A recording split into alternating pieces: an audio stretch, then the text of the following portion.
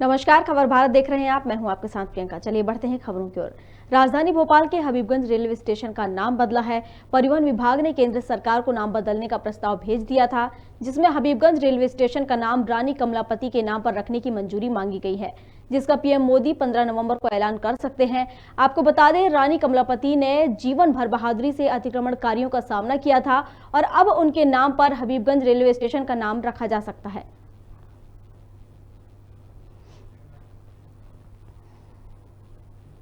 Habibganj railway station का नाम बदलने पर विधायक आरिफ मसूद ने नाराजगी जताई है और कहा है कि हबीबगंज रेलवे स्टेशन की जमीन हबीबी मियां ने दान की थी, इसलिए उसका नाम हबीबगंज रखा गया था। भाजपा को नाम बदलने की राजनीति से ज्यादा विकास की ओर ध्यान देना चाहिए। भूमि का भी पता कर ले कि ये जगह किसने दान करी थी। ये जगह हबीब साहब थे, उन्होंने दान करी थी। उनकी दान की हुई जगह पर ये स्टेशन निर्माण हुआ है, जिसका नाम उनके नाम से रखा गया है। मेहरबानी करके नाम बदलने की राजनीति से ज़्यादा विकास की तरफ ध्यान दें। और मैं कहना चाहता हूं कि एक स्टेशन का नाम बदलने पे करोड़ों रुपए खर्च होते हैं। एक डिस्टेंस से दूसरे डिस्टेंस के टिकट बदले जाते हैं, करोड़ों रुपए की राशि खर्च होती है। ये राशि अगर बचाकर कोरोना पीड़ितों को दे दी जाए, भोपाल के कोरोना पीड़ितों को राज्य सरकार ने आज की तारीख तक जो मृत्यु हुए थे लोग, उनको अभी तक राशि नहीं दी है। और इसलिए नहीं दी है कि राज्य सरकार के पास भी बजट नहीं है और केंद्र सरकार के पास भी नहीं है। तो मेहरबानी करके वो राशि, ये तमाम नेता जो नाम बदलवाने की बात कर रहे हैं, उनसे अनुरोध है कि भोपाल के कोरोना पीड़ित, मध्य प्रदेश के कोरोना पीड़ितों को राशि दिलवाने पे सवाल उठाएं तो ज्यादा बेहतर होगा। और ये भी याद रखें कि आप राशि के पैसा ना होने, बजट ना होने की वजह से जो अनाज मुफ्त में मिलता है राशन की दुकानों पे गरीबों को, वो आप बंद कर रहे हैं। तो मेहरबानी करके इससे बच के लोगों को इंसाफ दिलाने की बात करें, नाम बदलने की राजनीति से परहेज करें तो बेहतर होगा। आदिवासी बाहुल्य उमरिया जिले में लोगों को कोविड टीके के दूसरे डोज के लिए कलेक्टर संजीव श्रीवास्तव खुद मोर्चा संभाल रहे हैं। कलेक्टर द्वारा खुद फोन लगाकर टीका लगवाने की अपील की जा रही है।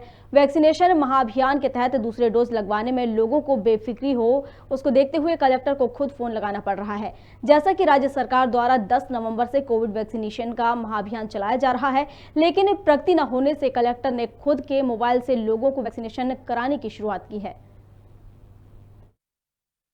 हेलो, हाँ, देवेंद्र विशन दासानी जी बोल रहे हैं। मैं कलेक्टर उमरिया बोल रहा था। आपका ड्यू हो गया है कोवैक्सीन सेकेंड डोज, आप लगवा नहीं पाए अभी तक।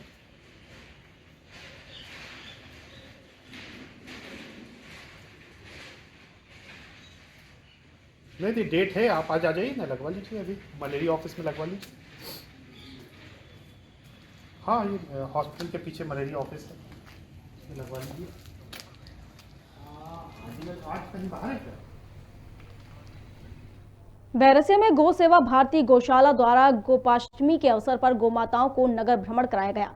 गौशाला में रह रही गोमाताओं का चल समारोह निकाला गया, जिसमें जगह जगह नागरिकों ने गोमाताओं को फूल माला बरसाए और उनकी आरती उतारी, जिसमें गौशाला अध्यक्ष निर्मला शांडिल्य, विश्व हिंदू परिषद तथा बजरंग दल के कई कार्यकर्ता शामिल हुए।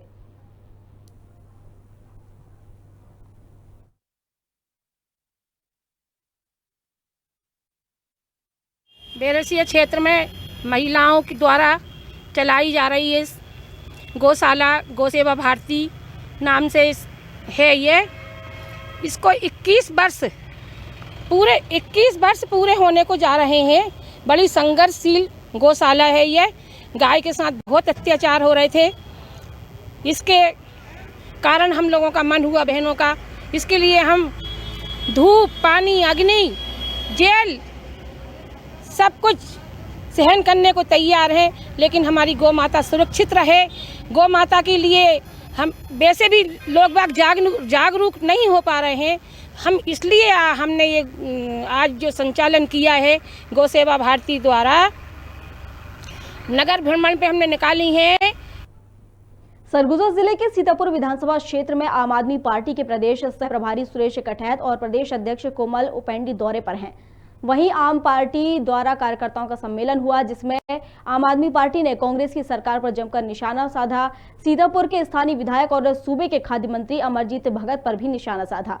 वहीं पूरे प्रदेश में आम आदमी पार्टी की कार्यकर्ता सम्मेलन कर रही हैं, जिससे कि आने वाले समय में छत्तीसगढ़ पर अपना कब्जा कर सकें।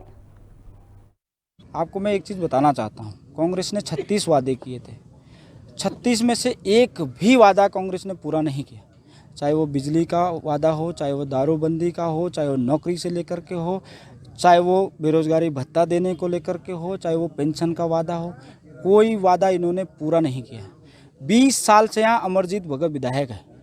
एक तो दूसरे ज़िले से आके यहाँ चुनाव लड़ते हैं, दूसरा आप यहाँ से अंबिकापुर चले जाइए, नहीं भी तो कम से कम 40 जगह पे रोडों पे इतने बड़े बड़े गड्ढे हैं कि वहाँ पूरा आदमी चला जाए। 20 साल से विधायक हैं, अभी मंत्री हैं, और उनको जनता की आवाज़ नहीं सुनाई देती है, उनको सड़क पे दिखाई भी नहीं दे रहा है। शायद मुझे लगता है वो यहाँ रहते भी हैं कि नहीं रहते हैं, क्योंकि हमने लोगों से पूछा कि 3 साल से कभी आपके गांव में आए, तो अमरजीत भगत किसी गांव में ये पूछने नहीं गया कि आपके गांव का हालचाल कैसा है, क्या है, ठीक है, गांव में विकास हो रहा है। कोई मतलब नहीं है। ये लोग आएंगे चुनाव के टाइम, फिर पैसा बांटेंगे और फिर वही सिस्टम इन लोगों का, लेकिन जनता इस बार इनका चलने नहीं देगी। प्रदेश के नए पुलिस महानिदेशक अशोक जुनेजा ने पदभार संभाल लिया है और पदभार ग्रहण करते ही वे मीडिया से रूबरू हुए और अपनी रणनीति बताई और कहा कि प्रदेश में बढ़ते अपराध पर बेसिक पुलिसिंग की जाएगी। पुलिस के सभी अधिकारी फील्ड पर काम करेंगे। बस्तर फाइटर की जल्द भर्ती की जाएगी। वहीं कहा कि सब इंस्पेक्टर की भर्ती भी की जाएगी। इसके साथ ही अपराध रोकथाम पर अपनी प्लानिंग की जानकारी भी साझा की है। व्यवस्था को सुदृढ़ करना, बेसिक पुलिसिंग को जो लेवल पर है उससे और भी बेहतर बनाना,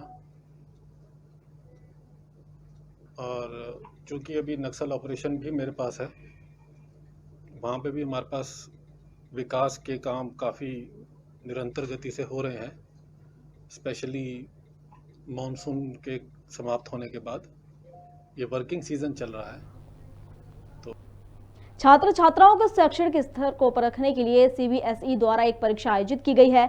नेशनल अचीवमेंट सर्वे के तहत जिलों को चिन्हित किया गया है, जहां 194 स्कूलों में छात्रों की परीक्षा ली गई। राष्ट्रीय स्तर पर कराए गए इस सर्वे की डाटा को CBSE बोर्ड एनालिसिस कर रिपोर्ट सौंपी जाएगी, जिससे पहाड़ी एवं ग्रामीण शहरों के क्षेत्रों में रहने वाले छात्रों को शैक्षणिक स्तर का पता चल सकेगा और सर्वे के आधार पर ही आगामी कई योजनाएं लागू की जाएंगी।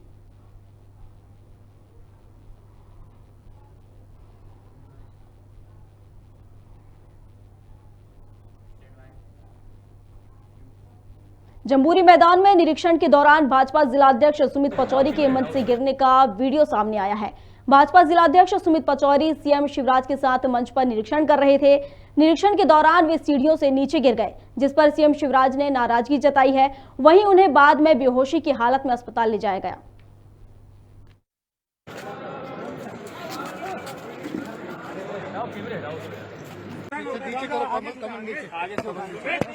भारतीय जनता पार्टी के नेता कार्यकर्ताओं के अस्वस्थ होने पे जिस तत्परता से मुख्यमंत्री जी तत्काल अस्पताल पहुंच गए, उनके स्वास्थ्य की देखरेख करी, उनको ईश्वर अच्छा स्वास्थ्य दे, लेकिन वही तत्परता अगर मुख्यमंत्री जी ने कमला नेहरू अस्पताल में आग लगने के बाद दिखाई होती तो कई बच्चों को बचाया जा सकता था।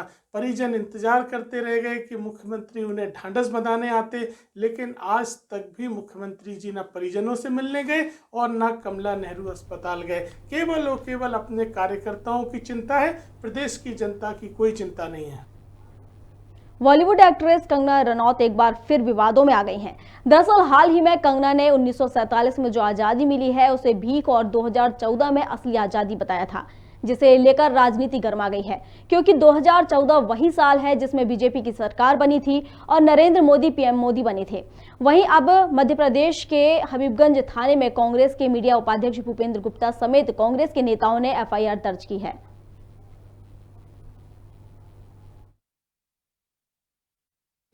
कंगना रनौत जी जो हैं, कंगना रनौत कल तक तो अभिनेत्री थी, कोई समस्या नहीं थी। आज वो जो है देश की पद्मश्री प्राप्त एक जो है बहुत ही मानद उनको पुरस्कार मिला हुआ है, पुरस्कार प्राप्त जो है व्यक्ति हैं, जिसको जो है इसकी जिम्मेवारी है कि वो देश की संविधान, देश की संप्रभुता और राष्ट्र की जो एक सोवरेनिटी है उसकी रक्षा करे।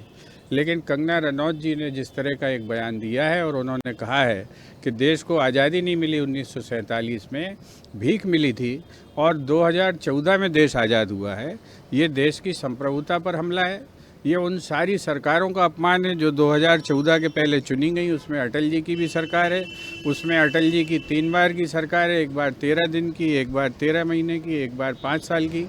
तो ये उन सारी सरकारों का अपमान है। और ये एक पद्मश्री प्राप्त जो व्यक्ति है उससे इस बात की अपेक्षा नहीं की जाती। ये भारतीय दंड विधान की कई धाराओं में अपराध है, जिस पर हमारे आदरणीय के मिश्रा जी ने अभी वक्तव्य दिया है। उन धाराओं में एक मुकदमा दर्ज करने की हम लोगों ने प्रार्थना की है। चलिए अगली खबर की ओर रुख कर लेते हैं। प्रदेश भर के सभी शासकीय और निजी कार्यालय, अस्पतालों और स्कूलों में आग बुझाने के पर्याप्त इंतजाम करने के आदेश दिए गए हैं, जिसके बाद सभी निजी और शासकीय अस्पताल और कार्यालयों में अग्निशमन यंत्रों और आगजनी से बचाव की तैयारियां देखी गई हैं। जिस तरह हमने देखा कि भोपाल में एक अस्पताल में आगजनी के कारण कितना नुकसान हुआ, बच्चों की जान गई, लेकिन हम इसमें देखना चाहेंगे कि अस्पतालों की भी जिम्मेदारी बनती है। शासन प्रशासन की जिम्मेदारी तो कोई भी जब घटना घट जाती है उसके बाद उनकी गतिविधि चालू होती है, लेकिन अस्पतालों को भी अपनी जिम्मेदारी पूरी निभानी चाहिए। उसी के चलते हुए हमने आज ग्वालियर में आज सर्वे किया, जिसके दौरान आज हम अस्पताल में एक आए। ये जेके अस्पताल है, ग्वालियर में स्थित है। हम उनके संचालक से बात करते हैं कि एक अस्पताल में इस आगजनी जैसी घटनाएं जो होती हैं उसमें कितना जनधन का हानि होता है और किस तरह की सुविधाएं हैं जो जरूरी होनी चाहिए। आप अपना परिचय बताएं। मैं सतीश कुमार धाकड़, जेके हॉस्पिटल डायरेक्टर। तो अभी आपने जिस तरीके से देखा कि भोपाल में जो घटना है, इसके ऊपर आपका क्या सोचना, क्या क्या? ये तो जो घटना हुई है निंदनीय है। ऐसा हर व्यक्ति की जान अमूल्य है, उसका कोई कीमत नहीं है। हर व्यक्ति को, हर संचालक को ये व्यवस्था, आगजनी के से संबंधित व्यवस्था रखना चाहिए अस्पताल में, अनिवार्य है। आपका भी अस्पताल है एक, और ये ग्वालियर में नया बना हुआ है, तो आपने किस तरह की व्यवस्था रखी है आगजनी की? यहाँ पे मैंने आगजनी के लिए हर फ्लोर पर सारी व्यवस्था करके रखी है। फायर सिलेंडर है, ऑक्सीजन सिलेंडर है, पाइप है, पानी की जो सुविधा है, फायर प्रेशर जो सुविधा है, सारी व्यवस्था करके रखी है। आमतौर पे देखा जाता है कि निजी अस्पतालों में मुनाफाखोरी के लिए व्यवस्थाएं भंग हो जाती हैं और वहाँ पे मरीजों की तादाद ज़्यादा होती है। आपने जिस तरह से देखा कि सब कुछ व्यवस्थित रखा गया, उसका क्या रीज़न था? रीजन ये है कि मैं पहले से अस्पताल संचालक था और मैंने देखा है कि ये सारी सुविधाएं जरूरी है। जब हम किसी से पैसा ले रहे हैं और सुविधा नहीं दे पा रहे हैं तो ये भी गलत है। देखा जैसे जिस तरीके से हमने कि अगर आज आप एक स्वास्थ्य संस्था चला रहे हैं, चाहे निजी हो चाहे सरकारी है, तो आपके ऊपर किसी की जान की जिम्मेदारी भी बन जाती है, तो आपको सारे दायित्वों को निभाते हुए ही अपना कर्म करना चाहिए। कैमरा पर्सन शारिक हुसैन के साथ हेमंत कुमार, खबर भारत, ग्वालियर। मंदसौर डीएम द्वारा कोरोना वैक्सीन का दूसरा डोज न लगाने वालों के लिए अनोखा आदेश जारी किया गया है। आदेश में यह साफ किया गया है कि जिन लोगों ने कोरोना वैक्सीन का दूसरा डोज नहीं लिया है उन्हें अब शासन संधारित मंदिरों में प्रवेश नहीं दिया जाएगा। आदेश जारी होने के बाद इसका असर मंदसौर के पशुपतिनाथ मंदिर में देखने को मिल रहा है।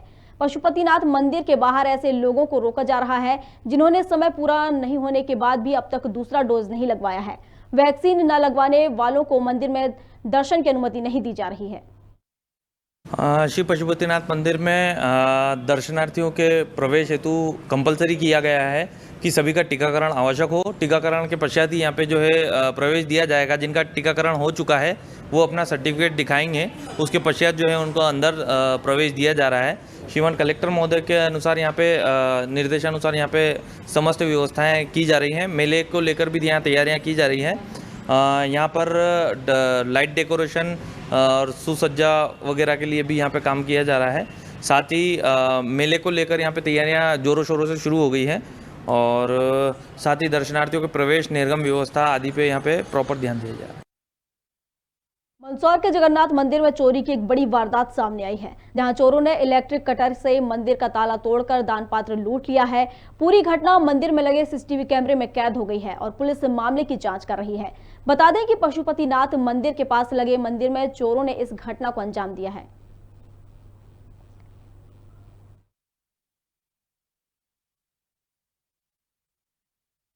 एक दर्जी समाज का मंदिर है, द्वारकाधीश भगवान का मंदिर है पशुपतिनाथ जी के पास में। उसमें पंडित महेश द्विवेदी वहाँ पुजारी हैं। उन्होंने सूचना दी है कि सुबह जब उन्होंने मंदिर गए थे तो वहाँ के ताले टूटे हुए देखे थे और अंदर जो दान पेटी थी वो गैस कटर से कटी हुई थी। फिर अभी उन्होंने कुछ फुटेज भी उसके निकाले हैं। फुटेज सीसीटीवी कैमरा वहाँ लगा हुआ है, वो प्राप्त करके प्रस्तुत किए हैं। इसके आधार पर वह भी उपस्थित हुए हैं और मामला दर्ज किया जा रहा है। जैसे तथ्य प्राप्त होंगे वैसे विवेचना आगे की जाती है। द्वारकाधीश मंदिर विभाग क्षेत्र स्मार्ट ट्रस्ट मंदसौर पशुपतिनाथ परिसर के पास जो मंदिर है उसमें रात को अज्ञात तत्वों द्वारा कैमरे में ऐसा देखने में आया कि सीसीटीवी कैमरे में जो आया है कि कैलेंडर के द्वारा उन्होंने ताले तोड़े। उसके बाद दान पेटी जो रखी है उसको भी 10+ करके उसमें से कुछ रुपए लगे। प्रातःकाल जब मैं उठा और उठ करके मंदिर खोलने के लिए गया तो नीचे के जो ताले हैं वो तो लगे हुए हैं और ऊपर ताले गायब हैं। फिर देखा तो फिर मैंने जाकर सबसे पहले अध्यक्ष महोदय को सूचना करी। उसके बाद पूर्व अध्यक्ष महोदय को, सचिव महोदय को, कोषाध्यक्ष महोदय को सबको सूचना करी।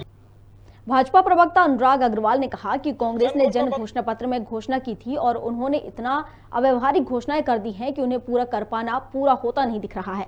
लगातार भूपेश बघेल चिल्लाते रहे कि पेट्रोल डीजल की कीमत कम करो, और आज जब केंद्र सरकार पेट्रोल डीजल की कीमत कम कर चुकी है तो भूपेश सरकार के पाले में गेम है, लेकिन पेट्रोल डीजल का रेट कम कर अपने नुकसान को नहीं करना।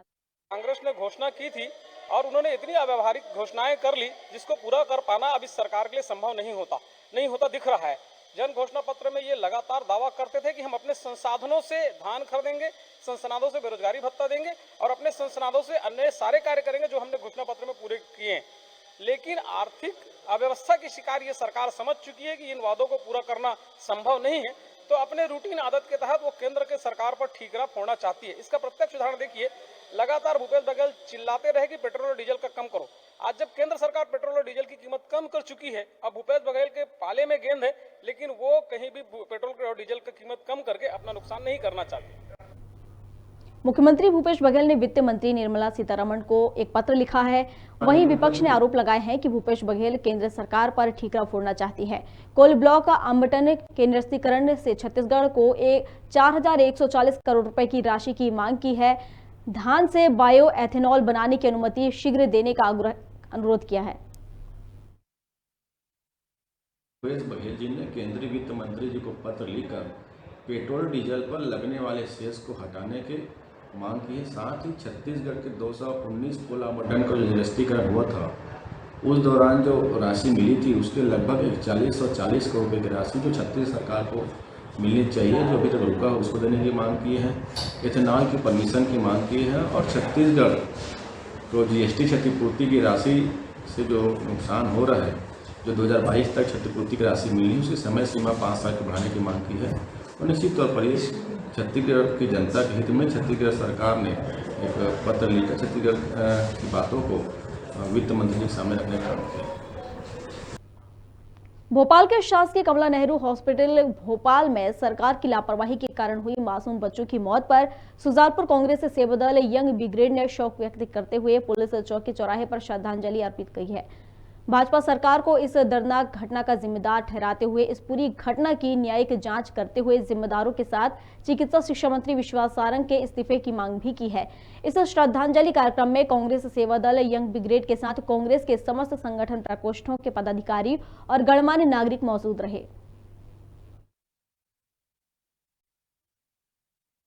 हॉस्पिटल में मासूम बच्चों को जलने के उपलक्ष्य में ये कार्यक्रम रखा गया है। ये शासकीय कमला नेहरू हॉस्पिटल में 14 बच्चों की जलने से मौत हुई है और सरकार 4 बच्चे बता रही है और सरकार भी आंकड़ा छुपाने की कोशिश कर रही है। सुजालपुर में कांग्रेस पार्टी, कांग्रेस सेवादल, यंग कांग्रेस और समस्त युवक कांग्रेस और मोर्चा संगठन के माध्यम से आज भोपाल कमला नेहरू हॉस्पिटल में जो शासन की लापरवाही के कारण मासूम बच्चों की जान गई, उसके विरोध स्वरूप और बच्चों को श्रद्धांजलि स्वरूप हमने यहाँ मोमबत्ती जलाकर कार्यक्रम आयोजित किया गया है, जिसमें सुजालपुर क्षेत्र के हमारे सभी कांग्रेस के वरिष्ठ जन, युवा साथी, सेवादल, महिला कांग्रेस के पदाधिकारी और सभी लोग उपस्थित हुए। और मध्य प्रदेश शासन के स्वास्थ्य मंत्री से हम मांग करते हैं कि नैतिकता के आधार पर उनको तत्काल अपने पद से इस्तीफा देना चाहिए। ठीकरी नगर की बांके बिहारी गौशाला में गोपाष्टि पर आयोजन किया गया। इस दौरान नगर वासीवास समिति के द्वारा गोमाता की पूजा अर्चना की गई, जिसमें गोमाता का पालन पोषण बहुत अच्छे से किया जा सके इसे की योजना बनाई गई। इस दौरान गौशाला परिसर के द्वारा नगर वासियों से अपील की गई कि 10 रुपए की राशि प्रतिदिन निकालकर गौशाला के लिए दान करें। इस दौरान कई गौसेवक कार्यक्रम में उपस्थित थे। गौशाला में गोपाष्टमी पर हम लोगों ने हिंदू समाज में, जैसे आप जानते हैं कि प्रतिदिन हर हिंदू समाज में जब खाना बनता है तो पहली रोटी गाय की होती है। उसी उपक्रम में हम लोगों ने कड़ी में ऐसे जोड़ा कि सभी नगर के व्यापारी किसानों को, दानदाताओं को इकट्ठा कर ये संकल्प लिया कि हम प्रतिदिन अपने भोजन के पूर्व 10 रुपये अलग इकट्ठा करके और जहाँ भी गौ सेवा होती है गौशाला में या किसी भी जगह उस जगह पहुँचाएँगे। उस पैसे से अपन क्या करना चाहेंगे? उस पैसे से जो बूढ़ी असहाय गौ माताएँ हैं, जो गौशालाओं में हैं, जो जिनके भरण पोषण के लिए हमें आवश्यकता होती है धनराशि की, उसके लिए इकट्ठा करके गौशाला में पहुँचाएंगे। ठीकरी केंद्र व राज्य सरकार स्वच्छता अभियान को लेकर हमेशा जागरूक करते नजर आ रही है। वहीं ठीकरी को नगर पंचायत बनने के बाद धीरे धीरे सुविधा मिलने लगी है। वहीं तहसीलदार व नगर प्रशासक ठीकरी को स्वच्छ बनाने के लिए हमेशा जुटे रहते हैं। रोजाना प्रतिदिन सुबह तहसीलदार नगर परिषद के कर्मचारी के साथ साफ सफाई करते हुए अभियान चला रहे हैं। नगर परिषद ठीकरी का जो सारा अमला, जिसमें प्रशासक हो, मुख्य नगरपालिका अधिकारी हो, सफाई कर्मी या अमला हो, ये सारे लोग अपने अपने काम तो करते ही हैं, पर चूंकि हम 1 नवंबर से सतत स्वच्छता पखवाड़े का आयोजन कर रहे हैं और वार्ड वार सफाई कर रहे हैं, तो इसमें सारे अमले को एक मोटिवेशन देने के लिए और आम जो नागरिक है उनको एक उत्साह, उनमें एक जागरूकता लाने के लिए आज हमने मतलब इस प्रकार का आयोजन किया था। ठीकरी का विकास भी हो रहा, नालियों की सफाई हो रही है, बल्कि तहसीलदार साहब महोदय खुद स्वयं आकर और जितने भी कार्यकारिणी के लोग हैं वो स्वयं चेक करते उनको, और उसके बाद में हमको बड़े हर्ष की बात है, हमको जल कर सुविधा, नाली की साफ सफाई, जैसे अन्य बीमारी से वंचित होना हम बच रहे हैं। जैसे बार बार डेंगू अभी चल रहा है, कुछ ऐसे होते हैं जो ग्राम ठीकरी और पिपरी के अंदर होते थे। इससे हम बहुत खुशी की लहर है और हम तो चाहते हैं कि जल्दी से जल्दी ये कारोबार नगर परिषद, ग्राम पंचायत को हटाकर मिलना चाहिए। टीकमगढ़ के व्यापारी संघ ने सैकड़ों की संख्या में जिला कलेक्ट्रेट परिसर पहुंचकर शहर में लगने वाली प्रदर्शनी को निरस्त करने की मांग को लेकर कलेक्टर के नाम डिप्टी कलेक्टर अभिजीत सिंह को ज्ञापन सौंपा है। व्यापारी संघ ने जिला अध्यक्ष ने बताया कि लगातार 5 वर्षों से शहर के बीचों बीच प्रदर्शनी लगाकर हमारी दुकानदारी को प्रभावित किया जा रहा है। व्यापारी संघ ने जिला प्रशासन को चेतावनी दी है कि यदि हमारी मांगे पूरी नहीं की गई तो हम आंदोलन करने को बाध्य होंगे। बिल्कुल, आज अभी व्यापार संघ के कई जो भी अलग अलग संघ हैं, रेडीमेड वस्त्र और भी दुकानें, इन सभी लोगों ने मिलकर कलेक्टर साहब को संबोधित करते हुए ज्ञापन दिया, मुझे भी संबोधित करते हुए ज्ञापन दिया कि यहाँ पर जो मेले और प्रदर्शनी या फिर जो सेल बाजार वगैरह लगते हैं तो उनसे यहाँ के जो व्यापारी हैं उनको दिक्कत होती है। तो तथ्यात्मक उन्होंने जानकारी दी कि क्वालिटी कम वाला माल सप्लाई करते हैं या फिर वो पहले से हैं और वो कंपटीशन का एक मतलब मुद्दा रहता है, उसके कारण उनको दिक्कत होती है। तो उसमें विचार करके जैसा कलेक्टर महोदय और जिला प्रशासन का निर्णय होगा उस पर कार्रवाई करेंगे और निर्णय लेंगे। अनूपपुर जिले के थाना भालूमाड़ा क्षेत्र के यमुना कॉलोनी वार्ड नंबर 7 की रहने वाली पीड़िता महिला ने थाना भालूमाड़ा में शिकायत दर्ज कराई है। पीड़ित महिला के घर वालों ने दहेज में मारुति कार और 5 लाख तथा जमीन की प्रॉपर्टी की मांग लगातार की जा रही है उनके द्वारा। इस दौरान पीड़ित महिला प्रभारी तिवारी और उसके पति तथा ससुराल पक्ष वालों के बीच कई बार आपसी समझौता भी किया गया, लेकिन ससुराल पक्ष के लोग अपनी आदतों से बाज नहीं आ रहे थे और महिला को प्रताड़ित करते हुए उसे दहेज की मांग की जा रही थी, जिससे तंग आकर महिला ने थाना भालूमाड़ा में शिकायत दर्ज कराई है।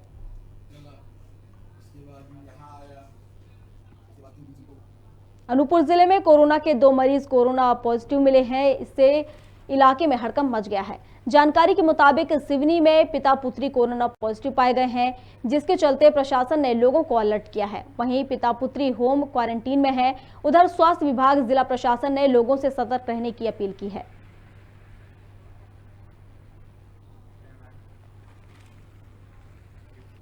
भीम आर्मी के प्रदेश अध्यक्ष सुनील बैरसिया के विवादित बयान माफ कीजिएगा, भीम आर्मी के प्रदेश अध्यक्ष सुनील बैरसिया के विवादित बयान का वीडियो चर्चाओं का विषय बना हुआ है।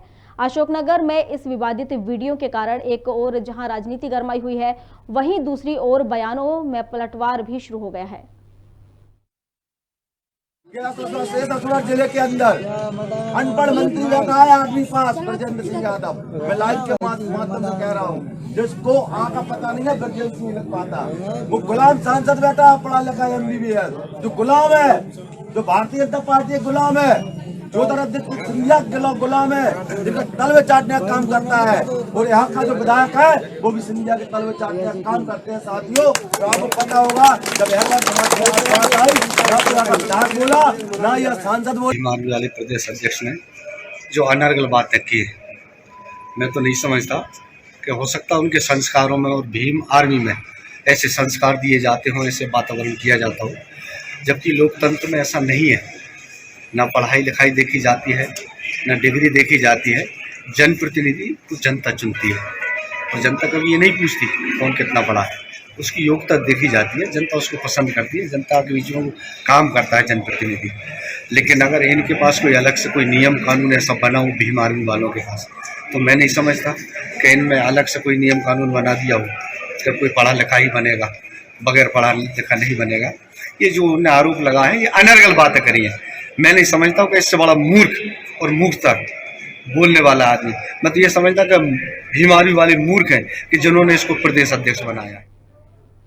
भारतीय किसान संघ मालवा प्रांत तहसील बागली के बैनर तले शुक्रवार के दिन बागली तहसील क्षेत्र के सभी विद्युत वितरण कार्यालयों पर किसानों ने एकत्रित होकर एक दिवसीय धरना प्रदर्शन किया और विद्युत मंडल के अधिकारियों को ज्ञापन सौंपा।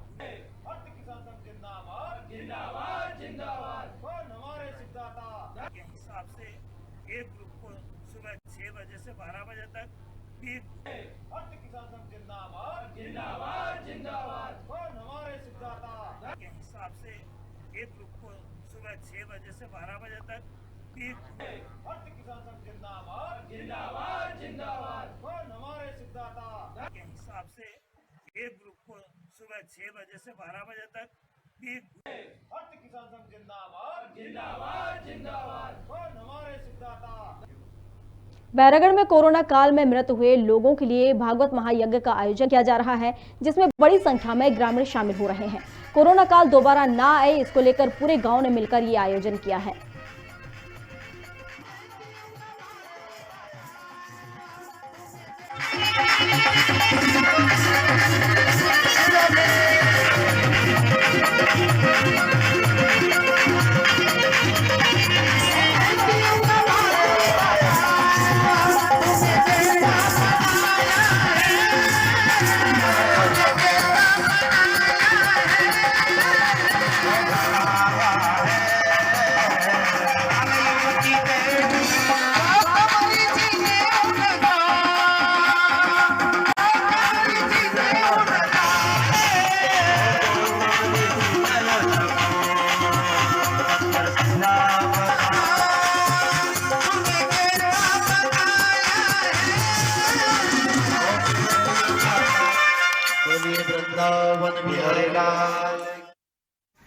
जितना धार्मिक आयोजन होगा, जितना धार्मिक अनुष्ठान होगा, जितना परमात्मा का नाम होगा, उससे जितनी भी महामारी है वो अपने आप धीरे धीरे खत्म होती जाएगी, चली जाएगी। और परमात्मा के नाम में ही सब कुछ है। बाकी ये महामारी वगैरह ये तो सब परमात्मा का क्या प्राकृतिक प्रकोप है, और परमात्मा का नाम होगा तो प्राकृतिक प्रकोप अपने आप खत्म होता चलेगा। जितने भक्तजन यहाँ विराजमान है, भक्ति स्वरूपा माताएं विराजमान है, वो सब परमानंद की अनुभूति कर रहे हैं।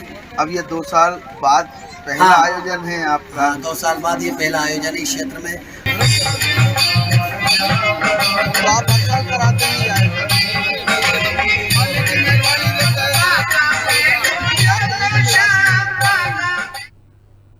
खबर भारत में खबरों का सिलसिला जारी। आप बने रहिए हमारे साथ और देखते रहिए खबर भारत। नमस्कार।